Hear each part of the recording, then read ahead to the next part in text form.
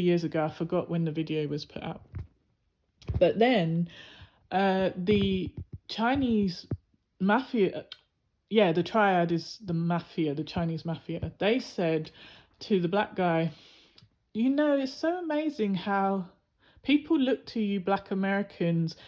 They're jealous of your style, your music, your creativity. They want to dress like you. They want to imitate your music style, your dances. You're so creative. But you have one big problem. And the black American guy's like, what? And he says, no unity, no loyalty. It is so easy to break you lot apart. All we have to do is offer one of you money and you'll turn and stab your brother in the back. We don't do that here. Now, why does this mafia boss in China never set foot out of China? How does he know that? Because I know that. Sadly, the guy didn't tell a lie, the Chinese guy. But how does he know that? It is so well known that in our black community, we have no unity. It is so painful. When I heard that, my heart sank. It really hurt me. Like, damn it. It's true. And it hurts because I know for a fact that if there was an opportunity to get a job and the person hiring was, like, I'm in London, right? So I'm multiracial, but I'm part of the majority of the people I grew up around were like descendants of Jamaicans, and I have some Jamaican family as well, even though I have white ancestry and other ancestry, a bit of Indian, blah blah blah. But yeah, I grew up with black Jamaicans and mixed Jamaicans, right? And my mum's family, there's some mixed Jamaicans in there. But so we're multiracial, you know, so we got beige, tan skin and long hair, whatever. But yeah, we don't look white, but we don't look black. You know, we're mixed. What do they call it? Racially ambiguous. So you could pass for multiple different races that have beige skin and, you know, long wavy hair, whatever. But yeah, so I remember growing up and being very, very pale, like beige, very pale beige, almost like a Chinese yellowy beige complexion, but the palest, not the palest one, but like pale compared to, say, Wesley Snipes. And my mum has some people in her family who look like Wesley Snipes. And I think Wesley Snipes is gorgeous. I think he's got our ancestors' beautiful bone structure. I like Wesley Snipes. So if anyone says he's ugly, shut your face. You're just jealous. You know, just because he didn't pay his taxes, shut up. Anyway, just joking, Wesley. But yeah, it's just weird to me how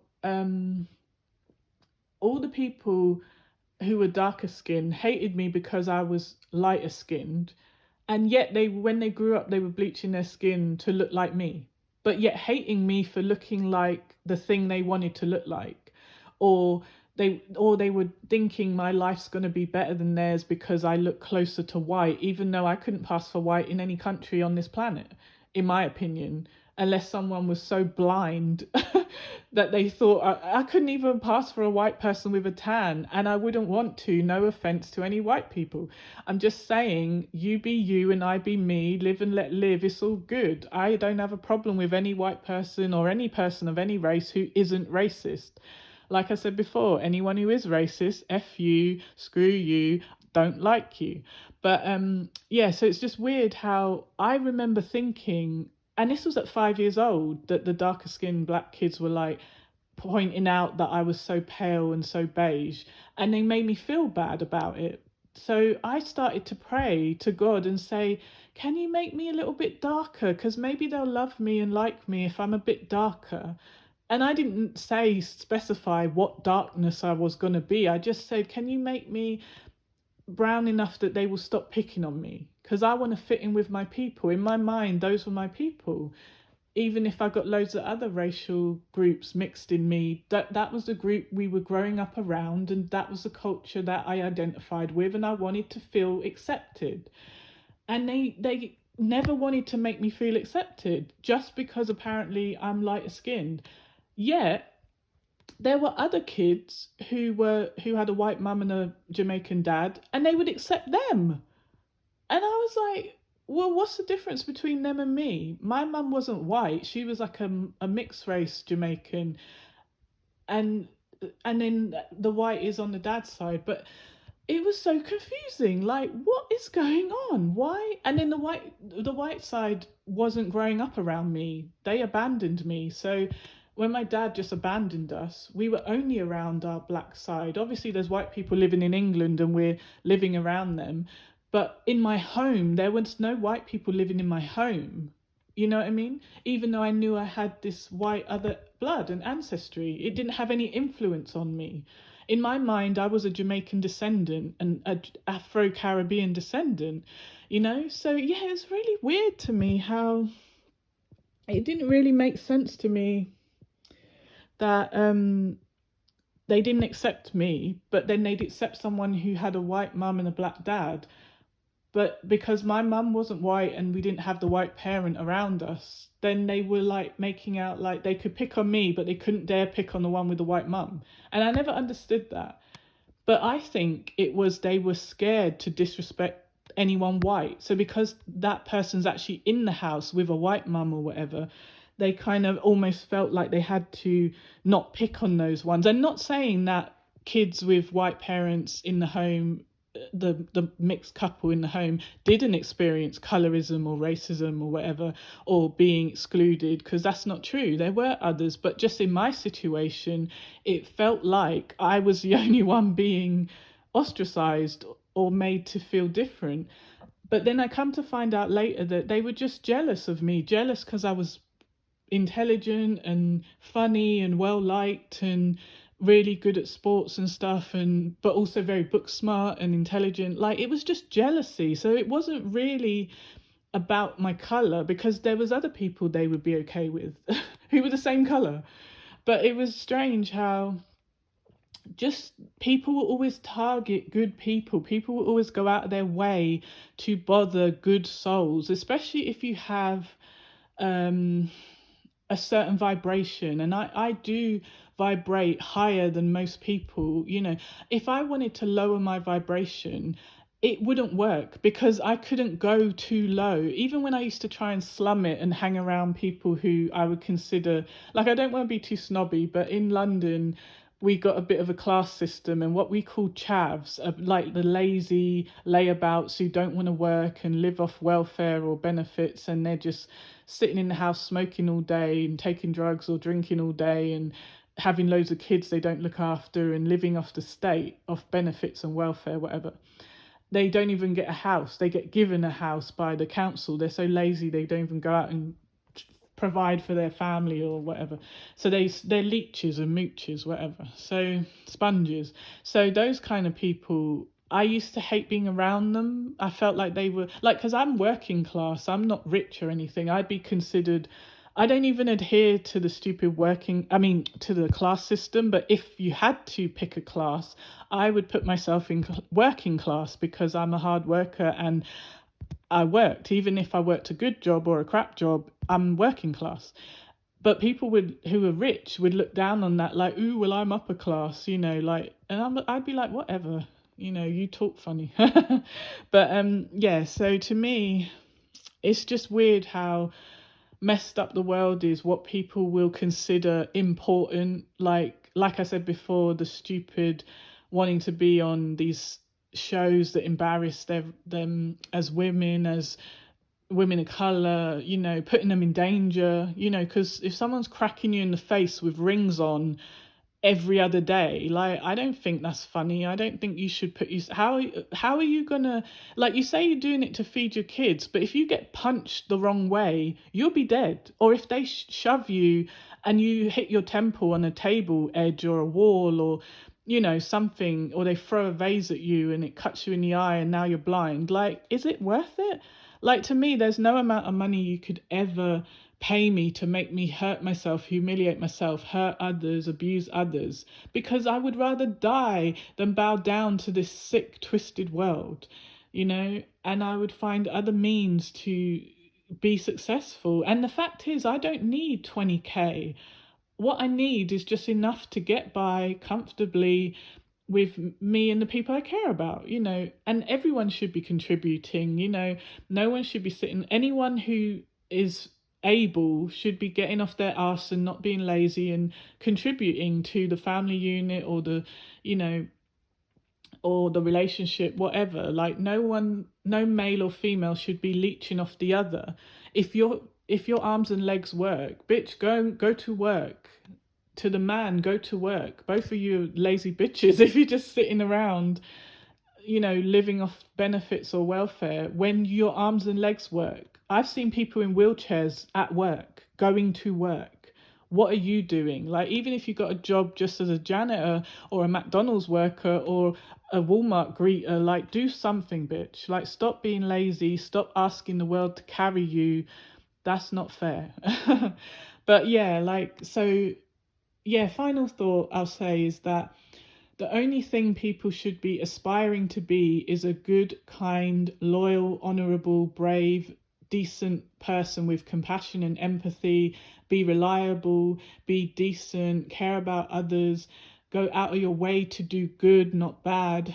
You should be racking up good deeds, because when you get home, when you die and go home, all that bad you are doing down here, you're going to be made to feel that. So if you've done nothing but bad, I feel sorry for you, because you're going to be in a world of hurt, and you're going to go down to the lowest realms. And if you deserve it, you chose that evil. So yeah, so do good all the time, wherever you can, to as many people as you can, and it really will benefit you when you go home, when you survive all your hardships and you did it. You were still kind, even though you were struggling. You were still helping others, even though no one was helping you. And even when it was hard, you still kept going.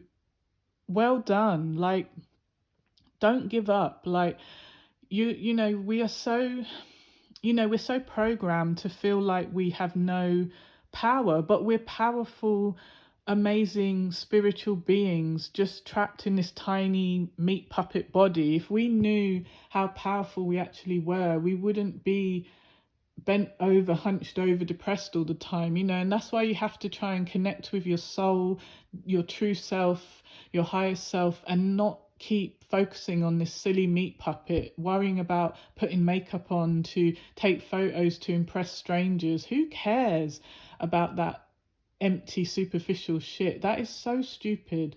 How are you going to care about what a thousand losers on the internet like about your filtered photo? You don't even like yourself. So what does it matter? What does it matter that they like you when you hate yourself? And you have to live with yourself, and you have to sit in your room at night looking in the mirror at yourself. Where are those 1,000 people?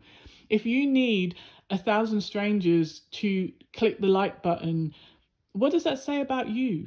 You need to love you. You need to like you. You need to know that the content of your character and the soul that is inside this body is what's important.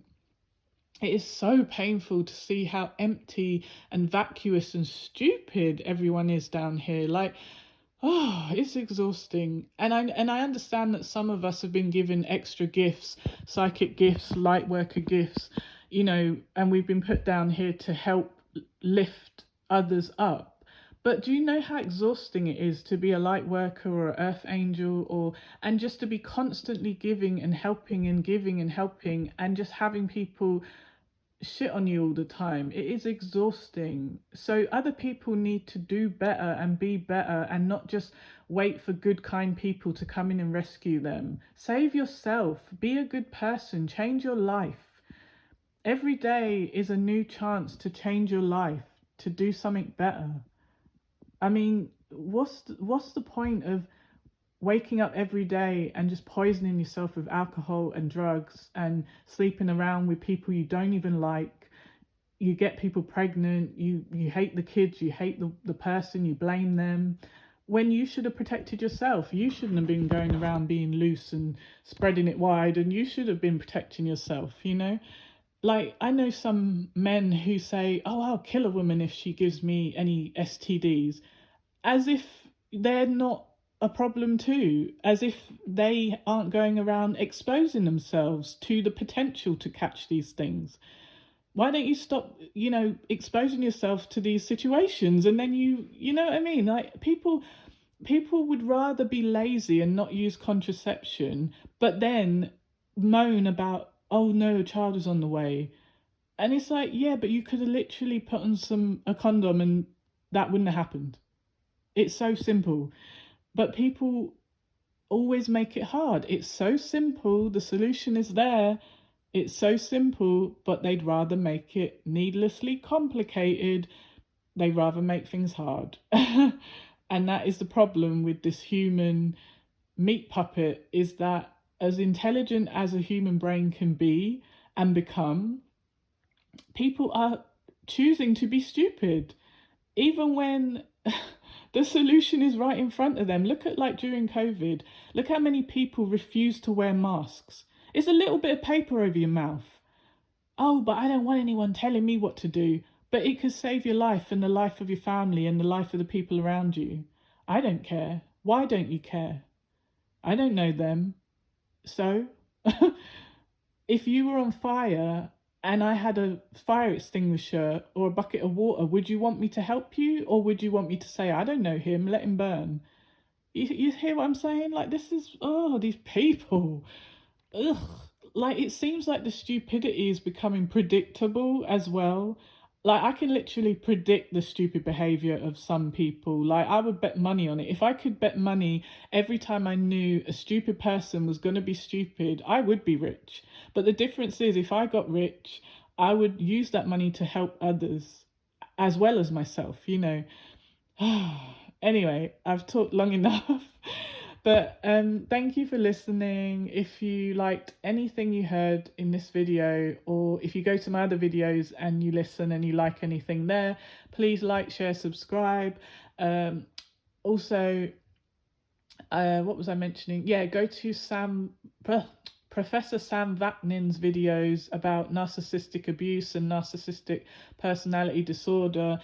Those are really helpful videos if you've been a victim of any type of abuse in relationships, whether it's family, friendships, even work colleagues, romantic, whatever. Also, I'd love people to go and support a Jamaican singer called Mortimer.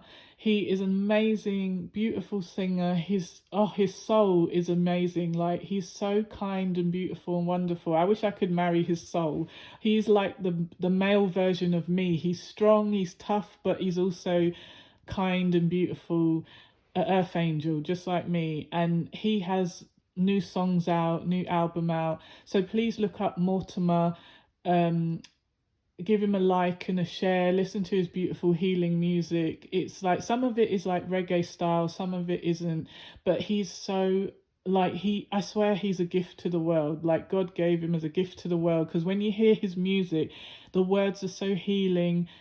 It doesn't matter if you're black, white, everyone can listen to his music. It's not like just for one set of people. It's like the words relate to every human being, every soul, My favorite song of his is called Lightning, and that one I think he put out 5 years ago, but it's like, everyone agrees that's like the best song because it's so beautiful. The arrangement of the words themselves, the background instruments, like, everything is just beautiful, and it keeps me calm. That literally will calm me down out of a rage if I just play that song, like, because I have anger issues some days and mood swings, and sometimes I'm like, quick, put on Mortimer, quick, like, where's the earbuds, quick. But yeah, definitely show him some love, please. He's such a good guy, such a good soul, and he's from Kingston, Jamaica, and that's where my mum's family are from. And also some of them are from St. Catherine, the older generations. And where's the other place they're from? St. Thomas, St. Catherine, St. Anne. I mean, yeah, the parishes. People won't know what I'm talking about unless you have a connection to Jamaica. Yes, so anyway, that's all for now. God bless all of you out there in the world. Keep safe and help others, protect yourself and others. and I'm wishing you love, light, and protection. And I pray that you all are kept safe. And I pray that you all, have success and harmony and peace in your life. God bless. Bye for now.